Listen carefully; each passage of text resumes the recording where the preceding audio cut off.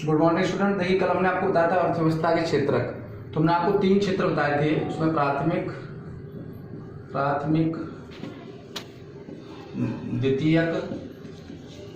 द्वितीयक और तृतीयक। अभी हमने कल बताया था आपको ये क्या होते हैं, तो हमने समझा दिया था कि प्राथमिक क्षेत्र कृषि से संबंधित है, द्वितीय क्षेत्र मैन्युफैक्चरिंग यानी निर्माण से संबंधित, तृतीय क्षेत्र सर्विस सेक्टर यानी सेवा से संबंधित है। अब आज हम इसको देखेंगे कि इन क्षेत्रकों का अर्थव्यवस्था में कितना कितना योगदान होता है, राष्ट्रीय आय में कितना कितना योगदान होता है, जो जीडीपी होती है उसमें कौन कितना, किस क्षेत्र से कितना पैसा आता है, कितनी मैन्युफैक्चरिंग होती है। तो देखिए प्रारंभिक आंकड़े हम यहाँ पर 2 आंकड़ों को लेकर के चलेंगे। प्रारंभिक जब हमारा देश आज़ाद हुआ था तब का, और एक लेंगे हम लगभग करंट का जो आंकड़ा है हमारे पास, उसको लेकर के चलते हैं। देखिए जब हम 1951 की बात करेंगे, 1951 की, तो उस समय लगभग प्राथमिक क्षेत्र जो था इसमें ये जो है प्राथमिक क्षेत्र में जीडीपी का हिस्सा लगभग 60% के आसपास था, 60% हिस्सा था इसका। द्वितीय क्षेत्र का 10% और सेवा क्षेत्र का भी लगभग 10%, मतलब इसका मान के चलो आप 80% हिस्सा था।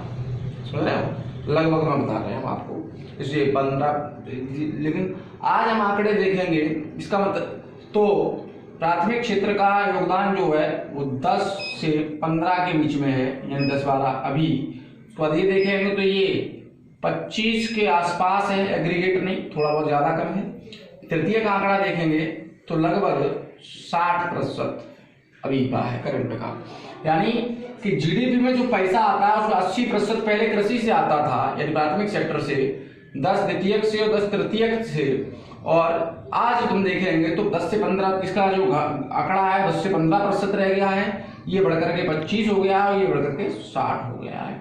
ये जो लक्षण है तृतीय क्षेत्र का बढ़ना, ये बता रहा है कि हमारा देश बहुत तेजी से ग्रो कर रहा है, बहुत तेजी से आगे बढ़ रहा है और हम बहुत तेजी से बढ़ रहे हैं। मैन्युफैक्चरिंग 25 है, ये थोड़ी सी और अगर बढ़ जाए तो कृषि को और कम करना पड़ेगा, 10 से नीचे लाएं, मैन्युफैक्चरिंग को लगभग 35 के पास ले जाएं और ये 60 में बनी रहे तो कोई दिक्कत नहीं है, और तुम देखेंगे हमारा देश भी विकसित की श्रेणी में आ सकता है। अब इसका मतलब ये नहीं है कि प्राथमिक क्षेत्र में 80% से 10% होगा तो कृषि घट गई, घटी नहीं है।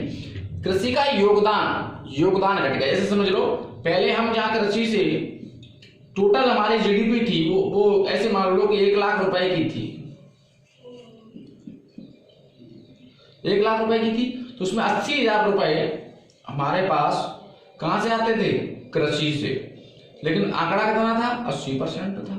आज हमारी टोटल जीडीपी जो है वो 5 लाख की होगी, 10% तो भी उसका जो है ज्यादा हो गया। तो आज पैसा तो ज्यादा आ रहा है पहले से, लेकिन पहले से पैसा ज्यादा है हमारे पास कृषि में। आज हम पहले से उत्पन्न भी ज्यादा उपजा रहे हैं, पैसा भी ज्यादा ला रहे हैं, लेकिन उसका आंकड़ा परसेंटेज गिरा रहे हैं, तो क्योंकि उससे और ज्यादा आने लगा, तो ये क्षेत्र जो बढ़ रहे हैं। अब दूसरी चीज हम यहाँ पर देखेंगे इनका रोजगार के आंकड़े। रोजगार तो देखिए तब शुरुआत में तब भी सबसे ज्यादा रोजगार प्रदाता यही था, प्राथमिक क्षेत्र, फिर द्वितीय क्षेत्र में, फिर तृतीय क्षेत्र में, और आंकड़े रोजगार के लगभग वही है।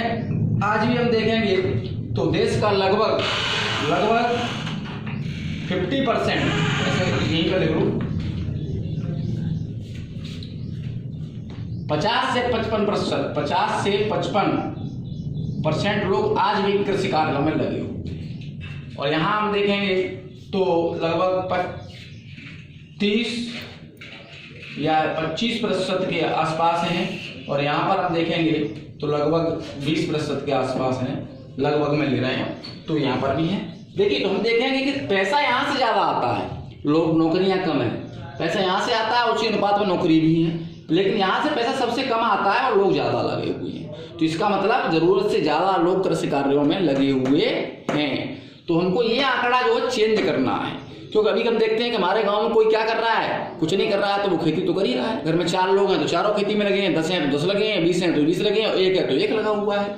ये आंकड़ा है। ये जो यहाँ पर है, यहाँ पर ये बेरोजगारी है। क्या है? ये बेरोजगारी है। यहीं पर जितने भी गरीब हैं, बेरोजगार हैं, वो इसी सेक्टर में संलिप्त हैं। तो ये हमको यहाँ से टर्न करना पड़ेगा रोजगार के, यहाँ पर हम इंडस्ट्री को बढ़ाना पड़ेगा, उद्योग बढ़ाएंगे, द्वितीय क्षेत्र बढ़ेगा। कि ये सेक्टर अर्थव्यवस्था के रीढ़ माना जाता है, अर्थव्यवस्था के रीढ़ माना जाता है द्वितीय क्षेत्र को, निर्माण क्षेत्र को। क्यों माना जाता है? क्योंकि देख जितना निर्माण हम करेंगे उतने ही लोग बेचने के लिए ज्यादा चाहिए हमको प्रतीक सेवा में।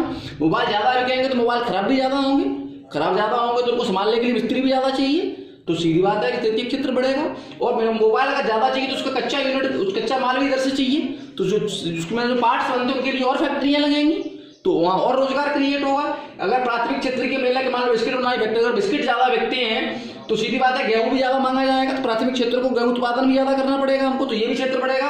और अगर यहाँ पर बिस्किट ज्यादा बनेंगे तो उसको बेचने के लिए लोग भी ज्यादा चाहिए होंगे, तो इस क्षेत्र के बढ़ने से, यानी द्वितीय क्षेत्र जब बढ़ता है तो ये दोनों ही क्षेत्र बढ़ते हैं, ये दोनों ही क्षेत्र बढ़ते हैं। इसलिए द्वितीय क्षेत्र का बढ़ना हमारे यहाँ बहुत आवश्यक है। और रोजगार को हमको शिफ्टिंग करना लगे। यहाँ पर हमारी कृषि बेरोजगारी है इस क्षेत्र में, प्राथमिक क्षेत्र में। इसके अलावा रोजगार के आधार पर जो सेक्टर हैं दो हमारे, जिनको हम कहते हैं संगठित क्षेत्र और असंगठित क्षेत्र, ये हम आपको कल बताएंगे। ठीक है, कल बताएंगे। Thank you. और इसी के साथ हम आपको नोट्स डालेंगे, वो नोट्स आपको लिखना पड़ेगा। Thank you.